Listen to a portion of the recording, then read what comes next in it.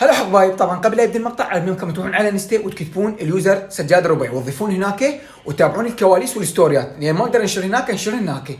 واذا تريدون ارد عليكم اراسلوني وتدللون. يلا بنيتي زهراء امشي خل نروح اناش للسوق، هيك ما نتاخر ربع ساعه ونرجع لين صايمين وحاره تقتل كتل. بسرعه بدلي ولا تتاخرين يلا. لا يما ما اتاخر بس دقيقه خليني ابدل حجابي. والله عيب هسه انا رايحه للسوق واذا شافاني واحد حلو صاك شو يقول عليه؟ هي اهم شهره خليني ابدل لي ملابس بيها خير. خليني البس هذا الشال الاخضر، لا هذا الشال الاخضر البارح لبسته. خليني البس لي نفنوف، لا نفنوف صار قديم. زين ليش ما البس سدره؟ ادري شنو البس سدره؟ انا رايحه للمدرسه غير رايحه للسوق. خليني البس بنطلون وفوقها جبه. لا ذيك المره رحت بيه للسوق. شو البس؟ والله احتاريت وانا تشلحه ملحه، خليني البس اي شيء. يلا عيني يما كملت يمشينا خل نروح للسوق، اصلا ما تاخرت بدلت بسرعه يعني ادري بنفسي حلوه وكيوته. يلا امشي يما.